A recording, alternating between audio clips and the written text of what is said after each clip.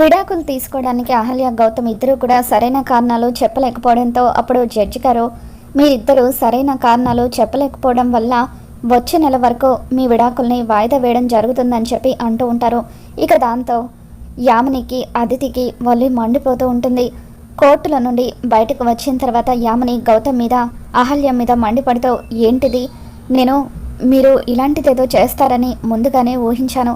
అసలు విడాకులు తీసుకోవడం మీకు ఏమాత్రం ఇష్టం లేదు కదా, ఇలా జరుగుతుందని మీకు ముందు తెలుసు, అందుకే పక్క ప్లాన్ ప్రకారమే విడాకులు తీసుకోవడానికి కోర్టుకు వచ్చారు అని చెప్పి యామిని అంటూ ఉంటుంది. ఇక దాంతో అహల్య అయ్యో లేదండి, నేను మనస్ఫూర్తిగానే విడాకుల పేపర్స్ మీద సంతకం చేశాను, కానీ ఇలా జరుగుతుందని అస్సలు అనుకోలేదు అని అంటూ ఉంటే అబ్బా ఏం యాక్టింగ్ చేస్తున్నావే, నిజంగా నువ్వు విడాకులు కావాలని కోరుకున్న దానివే అయితే కాసేపు విడాకులు రావడం కోసం ఏదో ఒక అబద్ధం చెప్పి ఉండేదానివి, అలా చెప్పకుండా గౌతమ్ గురించి మొత్తం మంచిగా చెప్పావంటే విడాకులు తీసుకునే ఉద్దేశం నీకు లేదనే కదా అని చెప్పి యామిని అంటూ ఉంటుంది.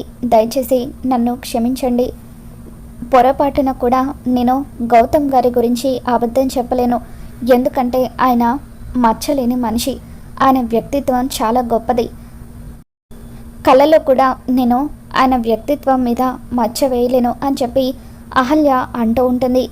ఇక గౌతమ్ కూడా యామిని మీద మండిపడుతూ దయచేసి ఈ విషయాన్ని ఇంతటితో వదిలేయండి, నెల రోజుల తర్వాత మళ్ళీ వాయిదా ఉంది కదా, అప్పుడు విడాకుల విషయం గురించి మాట్లాడుకుందామని చెప్పి గౌతమ్ అంటూ ఉంటాడు. అహల్య గురించి తప్పుగా చెప్పడానికి నాకు కూడా ఏ కారణము దొరకలేదు, అందుకే నేను కూడా ఏమీ చెప్పలేకపోయాను అని గౌతమ్ అంటూ ఉంటే అప్పుడు అదితి గౌతమ్ ఇలా అయితే మీ ఇద్దరికి విడాకులు ఎలా వస్తుంది, అసలు నీకు నన్ను పెళ్లి చేసుకునే ఉద్దేశం ఉందా లేదా అని చెప్పి అడుగుతూ ఉంటే అప్పుడు గౌతమ్ అదితి నేను అప్పుడైనా ఇప్పుడైనా ఒకటే మాట చెప్తున్నాను, అహల్యతో విడిపోవాలని నేను ఎప్పుడూ కూడా కోరుకోవడం లేదు, ఆ రోజు విడాకుల పేపర్స్ మీద సంతకం కూడా అహల్య బలవంతం మీదే చేశాను అని చెప్పి గౌతమ్ అంటూ ఉంటాడు.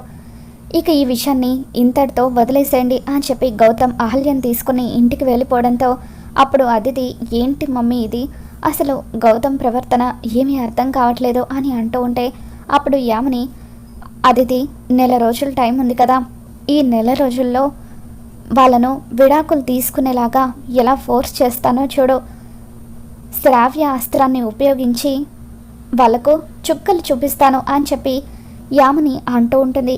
ఇక ఆ రోజు సాయంత్రం యామిని నందు ఇంటికి వచ్చిన తర్వాత యామిని పని మనిషిని పిలిచి చూడు, నువ్వు ఇప్పటి నుండి మా ఇంట్లో పని చేయడానికి రావాల్సిన అవసరం లేదు అని అంటూ ఉంటే అదేంటమ్మా నన్ను పనిలో నుండి ఎందుకు ఇంత సడన్గా తీసేస్తున్నారు అని చెప్పి ఆ పని మనిషి అంటూ ఉంటుంది. మేము కొత్త పని మనిషిని పెట్టుకున్నాము అందుకే అని చెప్పి యామిని తనను అక్కడి నుండి పంపించేస్తుంది. ఆ తర్వాత వంట మనిషిని పిలిచి చూడు నువ్వు కూడా ఈ రోజు నుండి రావాల్సిన అవసరం లేదు అని చెప్పి వంట మనిషిని కూడా అక్కడి నుండి పంపించేస్తుంది. ఆ తర్వాత శ్రావ్యని పిలుస్తూ యామిని అమ్మ శ్రావ్య బాగా తలనొప్పిగా ఉంది, కాస్త కాఫీ తీసుకురమ్మా అని చెప్పి అంటూ ఉంటే అలాగే అత్తయ్య అంటూ శ్రావ్య కిచెన్లోకి వెళ్ళి కాఫీ చేస్తూ ఉంటుంది. మమ్మీ ఏం చేయబోతున్నావు నువ్వు అని నందు అంటూ ఉంటే చెప్పాను కదా నందు, శ్రావ్య అస్త్రాన్ని వాడబోతున్నానని, శ్రావ్యను మనం ఎంత టార్చర్ చేస్తే అంత త్వరగా గౌతమ్ అహల్య ఇద్దరు కూడా విడాకులు తీసుకుంటారు అని చెప్పి యామిని అంటూ ఉంటుంది. సూపర్ ఐడియా మమ్మీ అని చెప్పి నందు అంటూ ఉంటాడు. తర్వాత శ్రావ్య కాఫీ తీసుకొని వచ్చిన తర్వాత కావాలనే ఆ కాఫీ కింద పడిపోయినట్టుగా కాఫీ కప్పుని యామిని కింద పడేస్తుంది. కింద పడిపోయిన కాఫీ అంతా కూడా క్లీన్ చేయడం కోసం అని చెప్పి అమ్మ శ్రావ్య కాస్త ఏమనుకోకపోతే కింద పడిపోయిన ఆ కాఫీని క్లీన్ చేస్తావా అమ్మా అని చెప్పి యామిని అంటూ ఉంటుంది. అలాగే అత్తయ్య అంటూ శ్రావ్య అక్కడ పడిపోయిన కాఫీ అంతా కూడా క్లీన్ చేస్తూ ఉంటుంది. ఈ రోజు నుండి నీకు టార్చర్ ఇలాగే ఉండబోతుంది, మీ అన్నయ్య విడాకులు తీసుకుని నా కూతురు అదితిని పెళ్లి చేసుకునే వరకు నీకు ఈ చిత్రహింసలు తప్పవు అని చెప్పి యామిని మనసులో అనుకుంటుంది. భానుమతి ఇంటికి వచ్చిన తర్వాత గౌతమ్ మీద మండిపడుతూ రే గౌతమ్ ఏంట్రా ఇది, నువ్వు ఇంట్లో చెప్పిందేంటి అక్కడ చేసిందేంటి, అహల్యతో ఎలాగైనా సరే విడాకులు తీసుకుంటానని చెప్పావు కదా, మరి ఏంటిది ఈ దరిద్రాన్ని మళ్ళీ ఇంటికి ఎందుకు తీసుకొచ్చావని చెప్పి అంటూ ఉంటే నానమ్మ నేను కూడా విడాకులు తీసుకోవడానికే కదా కోర్టుకు వచ్చాను, కానీ జడ్జి గారు కేసును వాయిదా వేస్తారని నాకు మాత్రం ఏం తెలుసు అని చెప్పి గౌతమ్ అంటూ ఉంటాడు. చూడు గౌతమ్, శ్రావ్యని అత్తారింటికి పంపిస్తే సరిపోదు, అక్కడ తను సంతోషంగా ఉండేలాగా కూడా చూసుకోవాలి అని చెప్పి వచ్చే నెల 22వ తారీఖున మళ్ళీ కేసు వాయిదా ఉంది కదా, ఆ రోజు మాత్రం ఎలాగైనా సరే నువ్వు అహల్య ఇద్దరు విడాకులు తీసుకొని తీరాలి. ఇది ఈ ఇంటి నుండి వెళ్ళిపోవాలి.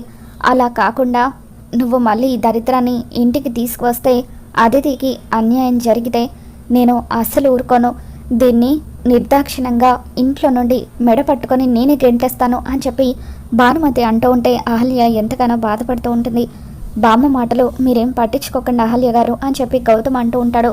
ఇక ఇంతలో అర్జున్, సుభద్ర ఇద్దరు కూడా అహల్య దగ్గరికి వస్తారు. అమ్మ అహల్య, ఈరోజు ఎక్కడ మీ ఇద్దరికి విడాకులు మంజూరు అవుతాయోనని, ఎక్కడ నువ్వు ఈ ఇల్లు వదిలి వెళ్ళిపోతావోనని మేము చాలా కంగారు పడిపోయామమ్మా. నీలాంటి మంచి అమ్మాయిని ఎట్టి పరిస్థితుల్లోనూ మేము వదులుకోదలుచుకోవడం లేదు. ఎప్పటికైనా నువ్వు ఈ ఇంటి కోడలుగా, గౌతమ్ భార్యగా శాశ్వతంగా ఇక్కడే ఉండిపోవాలి అని చెప్పి సుభద్ర అహల్యకు చెబుతూ ఉంటుంది. తర్వాత రోజు ఉదయాన్నే రాఖీ పండుగ కావడంతో గౌతమ్ ఉదయాన్నే స్నానం చేసి ఇక పూజ చేసుకొని శ్రావ్య ఎప్పుడెప్పుడు వస్తుందా అని చెప్పి ఎదురు చూస్తూ ఉంటాడు. శ్రావ్య రాఖీ కట్టడానికి రాకపోవడంతో గౌతమ్ తన కోసం ఎదురు చూస్తూ ఉంటాడు. మరోపక్క శ్రావ్య అన్నయ్యకి రాఖీ కట్టాలి, అత్తయ్య దగ్గర పర్మిషన్ తీసుకుని అన్నయ్య దగ్గరికి వెళ్ళాలని చెప్పి శ్రావ్య ఉదయాన్నే రెడీ అయ్యి యామిని దగ్గరికి వస్తుంది. ఇక అప్పుడు యామిని, నువ్వు ఎక్కడికి వెళ్ళాలనుకుంటున్నావో నాకు తెలిసే, ఈరోజు రాఖీ పండగ కదా, మీ అన్నయ్యకి రాఖీ కట్టడానికి బయలుదేరి వెళ్తున్నావా, నేనెందుకు వెళ్ళనిస్తాను అని చెప్పి మనసులో అనుకొని కావాలని శ్రావ్యకు ఇంటి పనులన్నీ కూడా అప్పగిస్తూ ఉంటుంది. అమ్మ శ్రావ్య, ఈరోజు పని వాళ్ళు రాలేదమ్మా, కాస్త వంట చేస్తావా, అలాగే ఇల్లు కూడా ఊడ్చి తుడిచేస్తావా అని చెప్పి అంటూ ఉంటే అలాగే అత్తయ్య అంటూ శ్రావ్య ఇల్లు ఊడ్చి తుడిచేసి తర్వాత కిచెన్లోకి వెళ్ళి వంట చేస్తూ ఉంటుంది.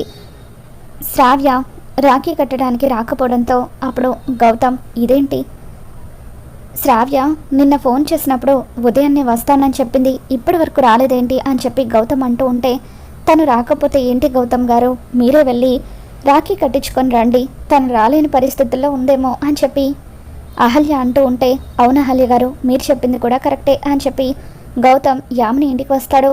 యామిని సోఫాలో కూర్చొని ఉంటుంది. ఏంటి గౌతమ్ ఇలా వచ్చావు, శ్రావ్య కోసమా అని చెప్పి అంటూ ఉంటే, అవునండి, ఈరోజు రాఖీ పండగ కదా, శ్రావ్యతో రాఖీ కట్టించుకోవాలని వచ్చాను అని చెప్పి గౌతమ్ అంటూ ఉంటాడు. అయ్యో, నువ్వు ఇంకాస్త ముందు రావాల్సింది, ఇందాకే శ్రావ్యం తీసుకొని నందు సినిమాకి వెళ్ళాడు అని యామిని అనగానే గౌతమ్ ఎంతగానో బాధపడుతూ అక్కడి నుండి వెళ్తూ ఉంటాడు. ఇక అలా బయటకు వెళ్ళి శ్రావ్య నాకు రాఖీ కట్టకుండా ఇప్పటి వరకు లేదు, మరి అటువంటిది నాకు రాఖీ కట్టకుండా తను సినిమాకి వెళ్ళడం ఏంటి అని గౌతమ్ ఆలోచిస్తూ ఉండగా కిచెన్ దగ్గర నుండి శ్రావ్య దగ్గుతున్న సౌండ్ వినిపిస్తూ ఉంటుంది. దాంతో గౌతమ్ కిటికీ ఓపెన్ చేసి చూసేసరికి శ్రావ్య కిచెన్లో వంట చేయడానికి ఇబ్బందులు పడుతూ దగ్గుతూ ఉంటే శ్రావ్యని ఆ పరిస్థితుల్లో చూసి గౌతమ్ చాలా బాధపడుతూ ఉంటాడు. తన ఇంట్లో ఉన్నప్పుడు శ్రావ్యను కాలు కింద పెట్టకుండా అందరూ ఎంతో అల్లారు ముద్దుగా చూసుకున్న విషయాన్ని గౌతమ్ గుర్తు చేసుకొని బాధగా ఇంటికి తిరిగి వచ్చేస్తాడు. గౌతమ్ గదిలో కూర్చొని ఉండగా అప్పుడు అహల్య, ఏమైంది గౌతమ్ గారు అలా ఉన్నారు అని చెప్పి అంటూ ఉంటే, శ్రావ్య చేత రాఖీ కట్టించుకున్నారా అని అడుగుతూ ఉంటే, లేదు అహల్య గారు, ఆ యామిని అక్కడ శ్రావ్యను పని మనిషిని చేసి ఎన్నో చిత్రహింసలకు గురి చేస్తుంది, కావాలని పని వాళ్ళు చేసే పనులన్నీ కూడా నా చెల్లెల చేత చేయిస్తుంది. ఇక్కడున్నప్పుడు శ్రావ్యను ఒక్క పని కూడా చేయనిచ్చే వాళ్ళం కాదు, ఎంతో అల్లారు ముద్దుగా చూసుకున్నాము, అటువంటిది అక్కడ తను వంట చేయడానికి ఎంతగానో ఇబ్బంది పడుతూ ఉంటే నా మనసుకి చాలా బాధ కలిగింది. ఇప్పటి వరకు శ్రావ్య ఒక్క సంవత్సరం కూడా నాకు రాఖీ కట్టకుండా లేదు, అటువంటిది ఈ సంవత్సరం తను నాకు రాఖీ కట్టడానికి రాలేకపోయింది అని చెప్పి గౌతమ్ చాలా బాధపడుతూ ఉంటాడు. నాలాంటి పరిస్థితి ఏ అన్నా చెల్లెళ్లకు రాకూడదు అని గౌతమ్ అంటూ ఉంటే, గౌతమ్ గారు నా కోసం ఎంతో చేశారు, అంత చేసిన గౌతమ్ గారి కోసం నేను కూడా శ్రావ్య చేత గౌతమ్ గారికి రాఖీ కట్టించాలి, ఆయన బాధను తీర్చాలని చెప్పి అహల్య అనుకుంటుంది. ఆ తర్వాత అహల్య యామిని ఇంటికి వస్తుంది. ఏంటి ఇలా వచ్చావు అని చెప్పి యామిని అంటూ ఉంటే, శ్రావ్యను కలవడానికి వచ్చాను అని అహల్య అంటూ ఉంటుంది. ఎందుకని యామిని అంటూ ఉంటే, ఈరోజు రాఖీ పండగ కదా, శ్రావ్యను మా ఇంటికి తీసుకువెళ్ళడానికి వచ్చాను అని అహల్య యామినితో అంటూ ఉంటే, ఈరోజు శ్రావ్య ఎక్కడికి రాదు, మా ఇంట్లో పని మనుషులు రాలేదు, దాంతో పనులన్నీ కూడా శ్రావ్య చేస్తుంది. ఆ పనులన్నీ చేయడానికి ఉదయం నుండి సాయంత్రం అవుతుంది.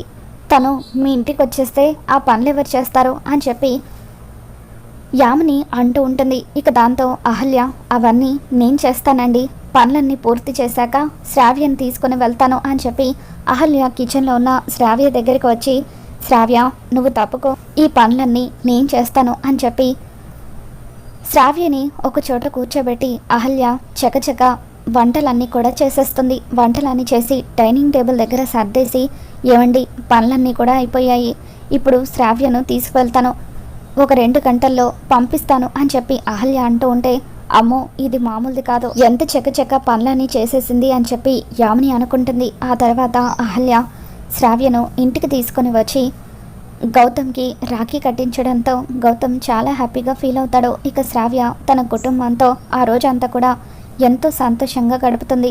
తిరిగి వెళ్ళేటప్పుడు, చాలా థ్యాంక్స్ వదినా, ఈరోజు నీ వల్లే అన్నయ్యకి రాఖీ కట్టడం సాధ్యమైంది, లేకపోతే ఉదయం అత్తయ్య పంపించననేసరికి నాకు చాలా బాధ అనిపించింది అని చెప్పి శ్రావ్య అంటూ ఉంటుంది. ఇక శ్రావ్య తిరిగి తన అత్తారింటికి వెళ్ళేటప్పుడు అహల్య తనకు చీర పెట్టి పంపిస్తుంది. దాంతో శ్రావ్య ఎంతో ఆనందంగా పుట్టినింటి నుండి తన అత్తారింటికి వెళ్ళిపోతుంది. ఇక ఆ రోజు రాత్రి అహల్య శ్రావ్యను తీసుకొచ్చి తనకు రాఖీ కట్టించడంతో గౌతమ్ ఎంతగానో ఎమోషనల్ అవుతూ, థ్యాంక్స్ అహల్య గారు, థ్యాంక్ యూ సో మచ్ అంటూ అహల్యను హగ్ చేసుకుని థ్యాంక్స్ చెప్తూ ఉంటాడు. ఇక ఆ విధంగా గౌతమ్ కూడా అహల్య మీద రోజు రోజుకి ప్రేమని పెంచుకుంటూ తమ బంధాన్ని మరింత బలపరుస్తూ ఉండడంతో అహల్య కూడా గౌతమ్ మీద ప్రేమ మొదలవుతూ ఉంటుంది. మరి రాబోతున్న ఎపిసోడ్లో ఏం జరగబోతుందో మళ్ళీ మన ఛానల్లో తెలుసుకుందాం. ఈ వీడియో మీకు నచ్చినట్లయితే తప్పకుండా లైక్ చేయండి.